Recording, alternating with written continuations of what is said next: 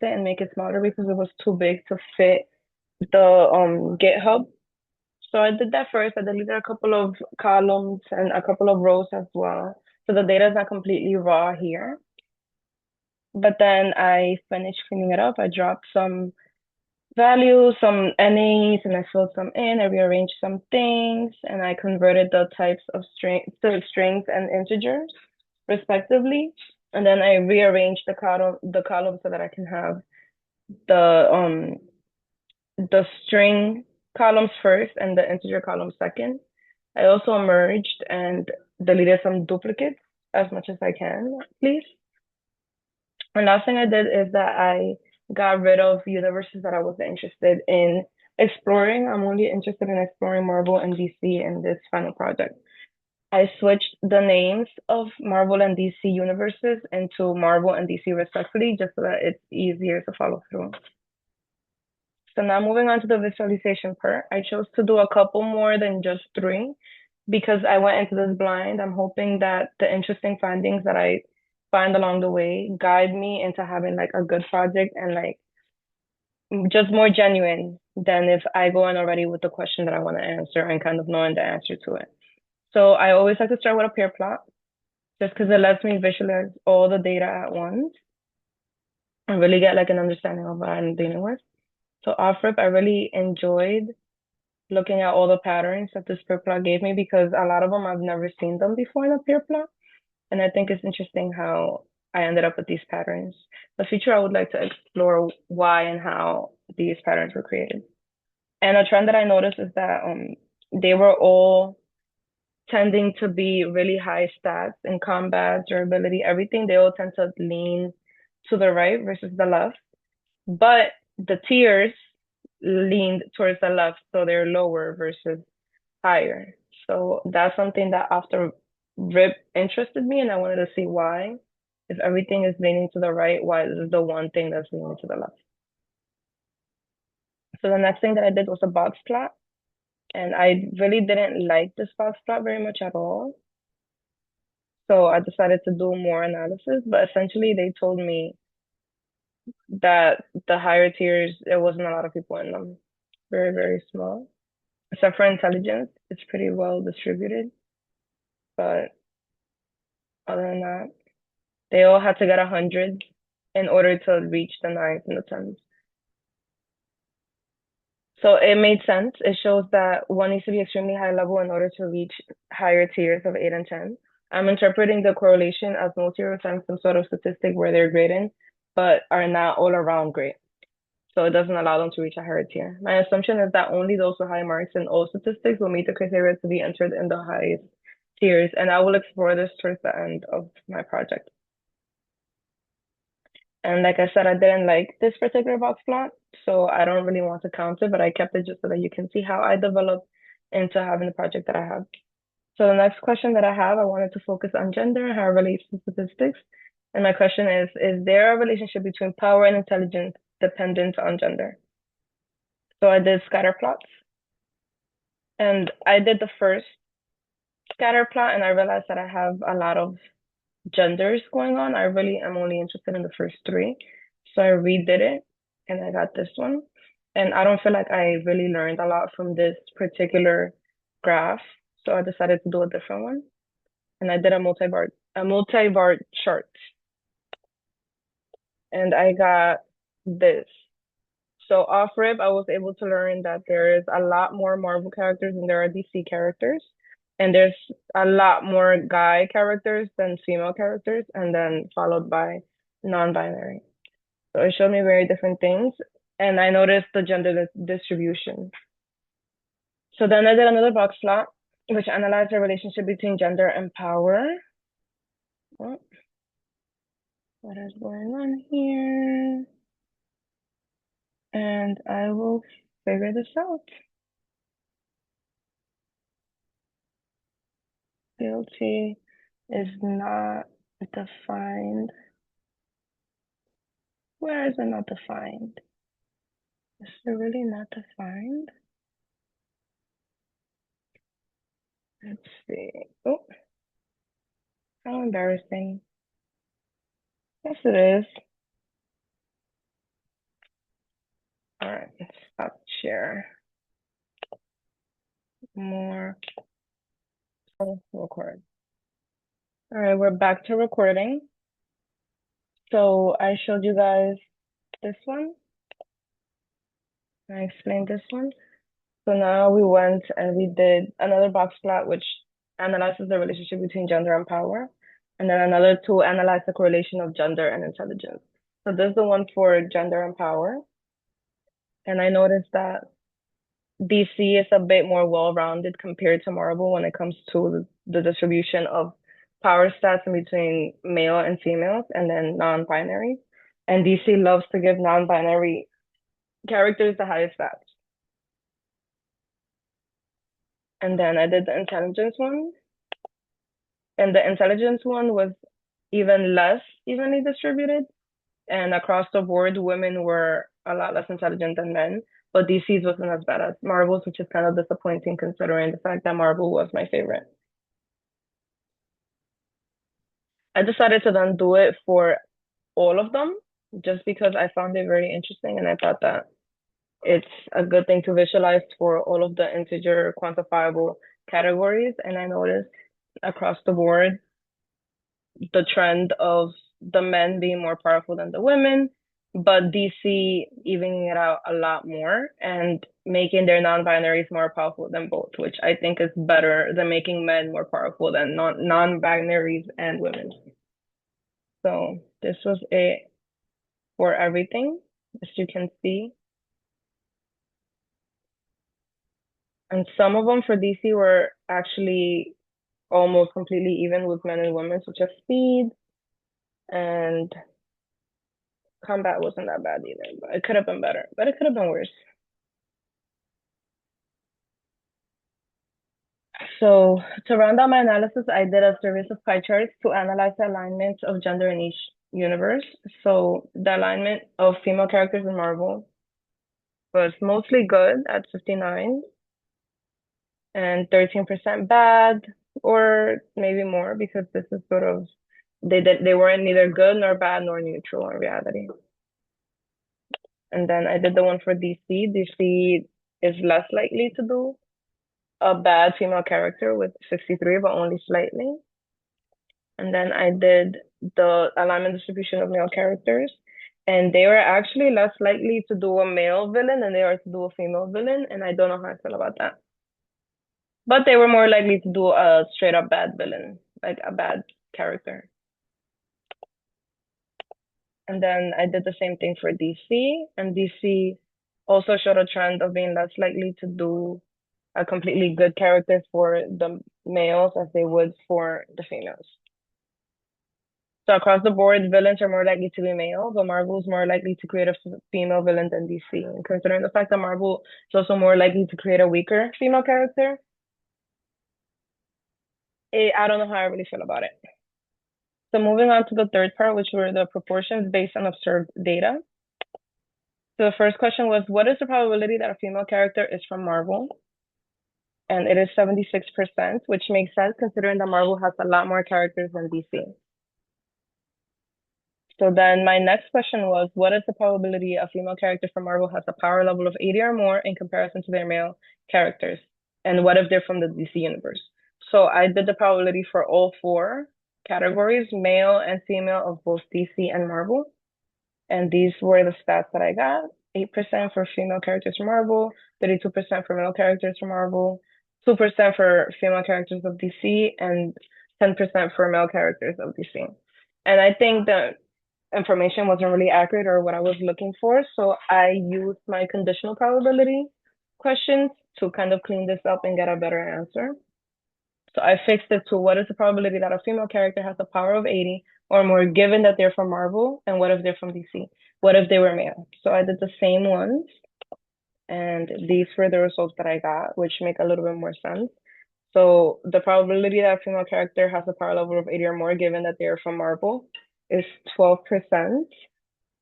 28% for if they're from DC, 46% if they're males from Marvel, and 105% if they're male from DC, which kind of threw me off a bit, but I tried to see if there was something wrong with this answer, and I couldn't really figure out anything. So my last question is, what is the probability of a character having intelligence of 80 or more, given that they have a power of 80 or more? I wanted to see if there's a correlation in between intelligence and power, and the probability was 67.36%. So that tells me that the characters that are intelligent are more likely to also be powerful. So moving on to the fourth part, which is probabilities based on the normal distribution model. So I did females and then I did males. So the probability that the average power of 30 randomly selected female characters exceeds 75 is 0.15%, which is pretty pathetic. And the probability for males is 17%, which is insane actually. And then I did what is the probability that the average speed of 25 randomly selected female characters is in between 60 and 70. What about male characters? And for women, it's 0.61 versus for men, which is 35%, which again is insane actually. It makes a little more sense though, because there's a lot more male characters than there are females. So to pick only 25 in such a specific range, I can see why it would be so small, but the discrepancy is still kind of huge. The last question that I did is, what is the probability that the average strength of 40 randomly selected female characters is less than 70? And what about males? So I did for female strength, I did 2 of them because I wanted to verify if this was correct, and I'll show you why. My results were that the average strength, the probability that the average strength of 40 randomly selected female characters is less than 70 is 100%, which to me was insane. It means that all the female characters are 70 or less in strength, less than 70 in reality. 0% were over. So I just verified it and it made complete sense here. Versus then the guys is 97.65%. It made me feel a little bit better that the difference is not huge, but still, if any character is going to have a higher strength, they're all going to be male.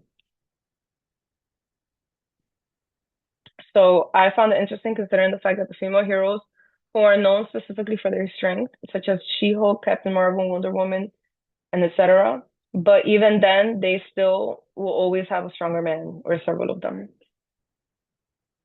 And then for confidence intervals, I started by calculating the 95% confidence interval for mean power for male and female characters. And then I used the t-distribution because alpha is unknown.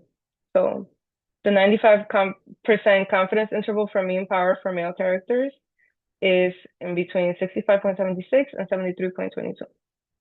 And then for female characters, it's in between 52.63 and 63.85.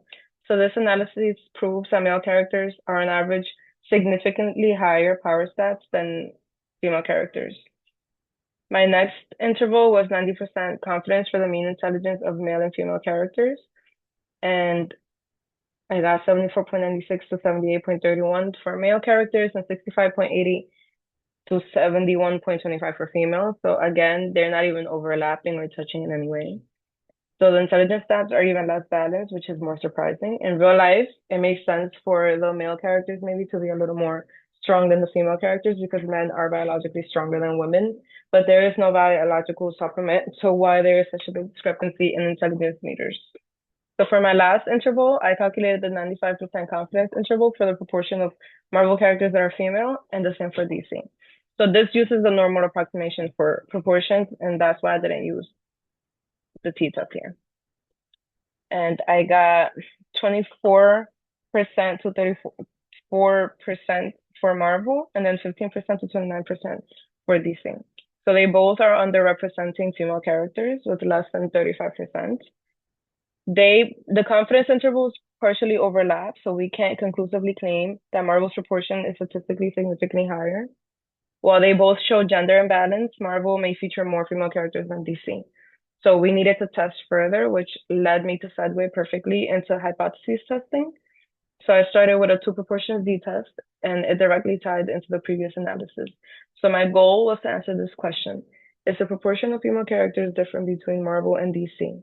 So my null hypothesis is that probability of Marvel equals probability of DC, and the proportions are the same. The alternative is that the probability of Marvel is not equal to probability of DC.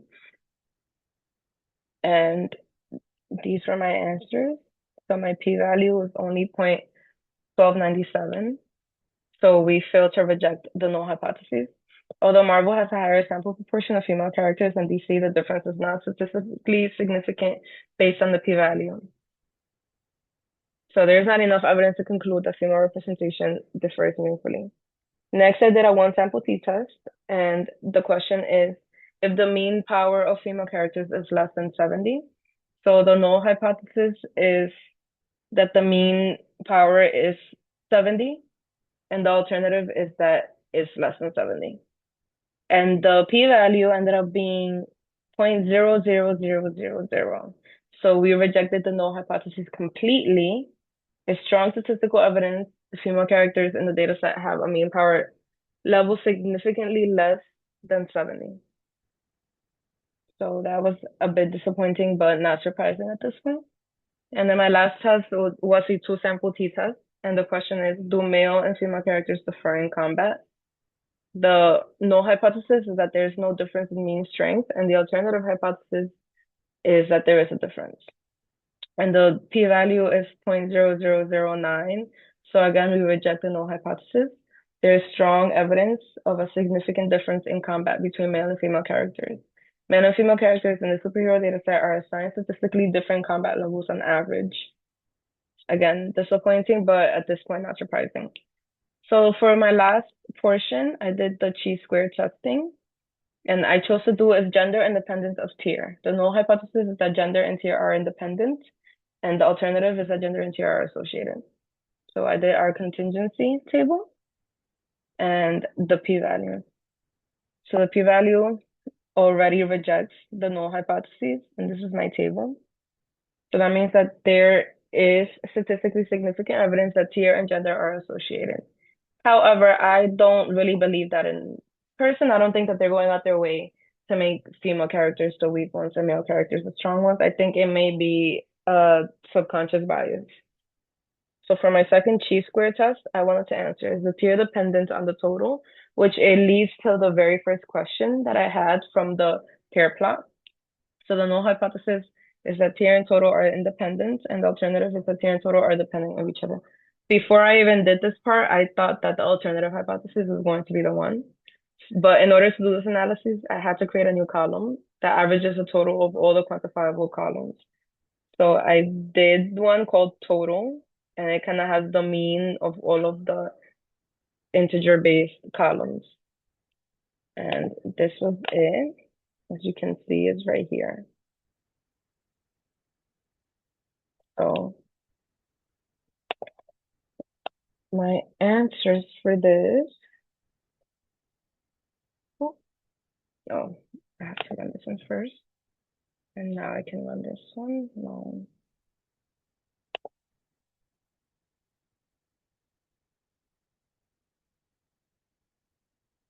Oh, I deleted something. Hold on.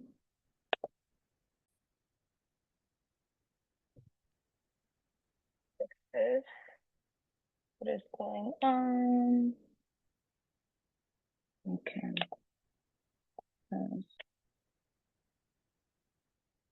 Okay, so we're back. So for my second one, I did another contingency table, and I want to see if the tiers and the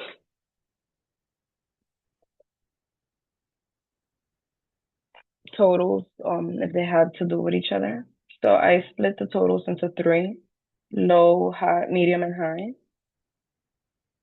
And this is what I got. So 20 degrees of freedom. And the p-square is also 0.0000. So we reject the null hypothesis as I thought that we would. And there is very strong evidence that the character tier is associated with their total, so they're not independent, which I feel like I figured that out by myself. For my last test, I did a homogeneity test in order to see if Marvel and DC have the same distribution of alignments. So the null hypothesis is that the distribution of alignment is the same in both Marvel and DC, and the alternative is that the distribution of alignment is different between Marvel and DC. So this is what I got from it, and the p-value was 0.0257. So it's still less than 0.05, so we rejected the null hypothesis once again.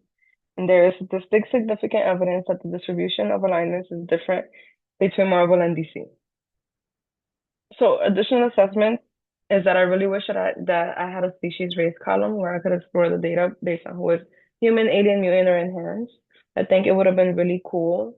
But unfortunately, the one column that we had that was similar, it had way too many different species types. So I ended up having to just get rid of it. My bonus analysis is going to answer this question. Who are the characters with the highest tiers and in total?